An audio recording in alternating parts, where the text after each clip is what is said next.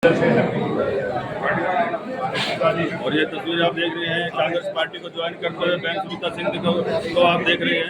यहाँ पर कांग्रेस पार्टी का जो पट्टा है उसके गले में डालकर उनको स्वागत किया जा रहा है। कांग्रेस पार्टी को ज्वाइन कर लिया। ये करनाल के स्थानीय निवासी है, जहाँ पर भारतीय जनता पार्टी के मुंह मीठा करके अब उनको मुंह मीठा कहा जाएगा। उससे पहले आप देख सकते हैं सभी पार्टी कार्यकर्ताओं ने कांग्रेस में अपनी आस्था जताई है।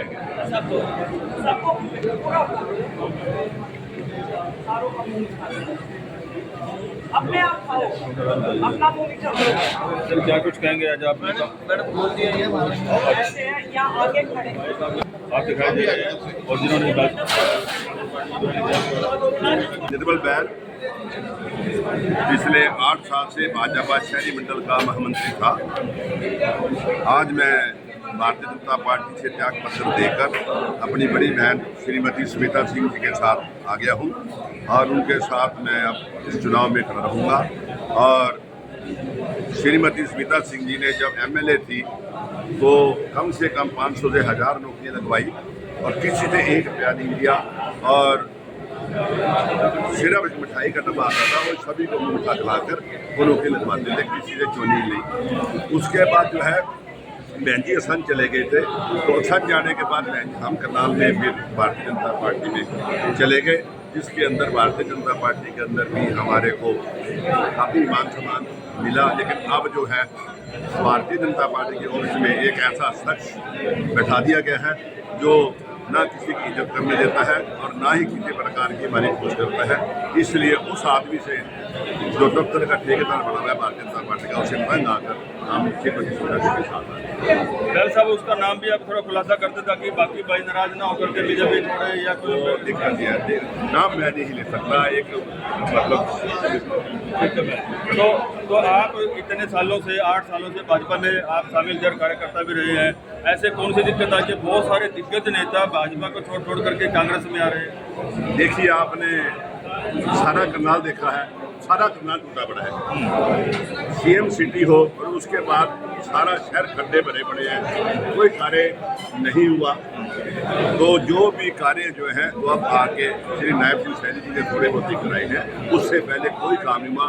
जबकि सीएम साहब भी आ रहे हैं और उसके बाद सारी सड़कें टूटी पड़ी, किसी ने इसके बारे में कोई ध्यान नहीं कहा और भी कोई खास काम यहाँ नहीं हुआ। आपको भी पता ही है, काफ़ी कार्यकर्ताओं ने रोष जताया कि हमारी सुनवाई नहीं होती है। अब जगमोहन जी इस टाइम प्रत्याशी बनी है बीजेपी के, उनको टिकट मिल गया है और उसके साथ में बहन रेणुबाला को भी नाराजगी का सामना करना पड़ा है और काफ़ी इनसे नाराजगी होकर के उनको यह कहा गया कि हम ईडी का या कोई और दबाव में आकर के उन्होंने फिर से ज्वाइन कर लिया। हो सकता है तो, लेकिन आप कार्यकर्ताओं की इस तरह से नाराजगी हो रही है और बीजेपी छोड़ कर वो दूसरी पार्टियों में जा रहे हैं, उस बारे में क्या कुछ कहेंगे? या आपकी बार जो नहीं देखिए, आपने श्रीमती रेणुबाला गुप्ता जी का नाम लिया है। हकीकत में ये टिकट उसकी बनती थी, श्रीमती रेणुबाला गुप्ता जी की टिकट बनती थी। श्री जगमोहन आनंद जी ने किसी के साथ कोई काम नहीं किया, किसी की कोई मदद नहीं की, पूरे 8 सालों के अंदर कोई मान सम्मान नहीं किया। श्रीमती रेणुबाला गुप्ता जी का मुकाबला जो है उनके साथ नहीं किया जा सकता। आपके पास 2 बार वो मेहर रही है, आपके सामने है। तो कोई भी किसी वक्त भी हम श्रीमती गुप्ता जी के पास या रेणुबाला गुप्ता जी के पास गए, उन्होंने कभी मना नहीं किया। लेकिन उनको कैंडिडेट ना बनाकर और करनाल से श्री नायब सिंह सैनी जी को उन्होंने बता दिया, जो जीतने वाले थे, जो खड़े हो सकते थे, चल सकते थे। वैसे तो बहन जी की लहर आपके सामने है, तो जिन्होंने जीतना है आपके सामने है। लेकिन जो है वो सारों ने साजिश रचकर इस कार्य को किया, सीएम सिटी को हटाया। इस नाराजगी से आज हम जो है भारतीय जनता पार्टी में त्याग करके हम आए हैं। बहन जी रेणुबाला गुप्ता जी बहुत अच्छे लेडी हैं, बहुत अच्छी बहन है। गुप्ता जी ने हमारी हमेशा मदद की है, लेकिन वो गुप्ता जी लड़ते वो अलग बात थी। जब वो नहीं लड़ रहे तो अब जो है हमारे को श्री जगमोहन जी की तरफ से कोई कभी मदद नहीं मिली, कोई उन्होंने हमारे कार्य नहीं कराया, कोई हमारी सुनवाई नहीं। सर इससे लगता है कि जो कांग्रेस पार्टी की जो प्रत्याशी है बहन सुनीता सिंह, इनकी सीट बिल्कुल क्लियर होती हुई दिखाई देती है, जो क्योंकि कार्यकर्ता ना ही बीजेपी में काम हुए हैं।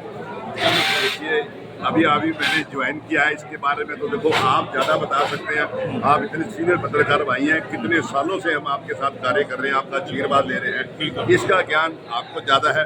मैं तो अभी आज ज्वाइन किया है, आगे जब थोड़ा समय निकलेगा फिर मैं आपकी इस बात का जवाब दूंगा। हम तो यही परमात्मा से प्रार्थना करेंगे कि हमारी बहन कम से हजारों वोटों से करनाल से जीत के आएगी, इसका हम दावा करते हैं। Thank you sir, thank you.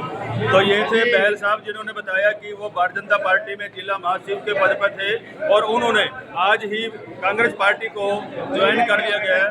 उन्होंने आरोप लगाया है कि कांग्रेस भाजपा की सरकार में इस तरह से कार्यकर्ताओं की अनदेखी होती थी और किसी प्रकार का मान सम्मान नहीं मिलता था। और एक उन्होंने बड़ा भी दोष लगाया है कि भाजपा के कार्यालय में कोई ऐसा शख्स बैठा है जो अपनी मनमानी कर रहा है, जो कार्यकर्ताओं को नहीं चलने देता। इससे उससे जो सीनियर वरिष्ठ कार्यकर्ता हैं भारतीय जनता पार्टी में, उनमें काफ़ी रोष है और वो उन ऐसे लोगों की वजह से पार्टी को अलविदा कह करके कांग्रेस पार्टी को ज्वाइन कर लिया है।